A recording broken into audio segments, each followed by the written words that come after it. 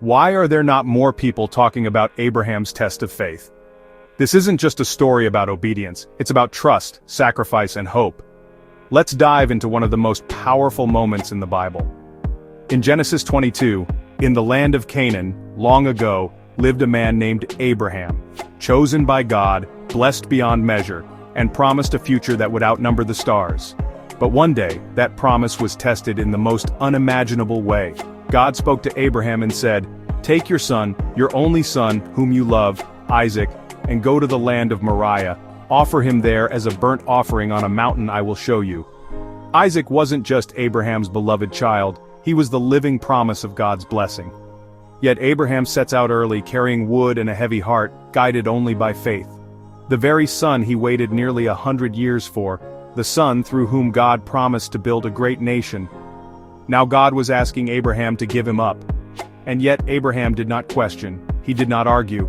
He rose early the next morning, he saddled his donkey, took 2 servants, split the wood for the burnt offering, and with Isaac by his side, he began the journey.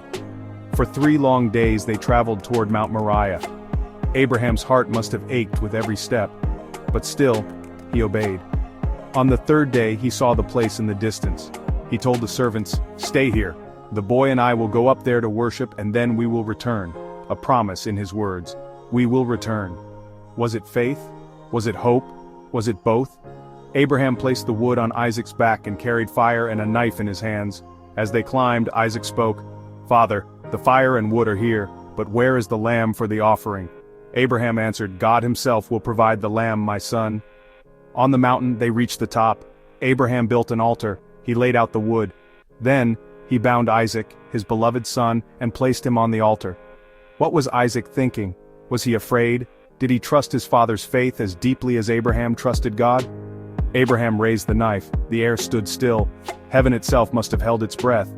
And then, a voice. "Abraham, Abraham, here I am," he answered. "Do not lay a hand on the boy. Now I know you fear God because you have not withheld your son, your only son, from me." Abraham looked up and saw a ram caught in a nearby thicket by its horns. He untied Isaac, his heart no doubt flooded with relief and awe, and he offered the ram instead, in worship to the God who provides. Abraham named the place Yireh, the Lord will provide. And then God spoke again, "Because you have done this and have not withheld your son, your only son, I will surely bless you. Your descendants will be as numerous as the stars in the sky and the sand on the seashore." This story is a reminder. Faith isn't easy, and obedience sometimes means letting go. This was more than a test. It was a demonstration of faith, the kind of faith that walks forward even when the path is dark, that obeys when the cost feels unbearable, that trusts in a promise even when it seems impossible.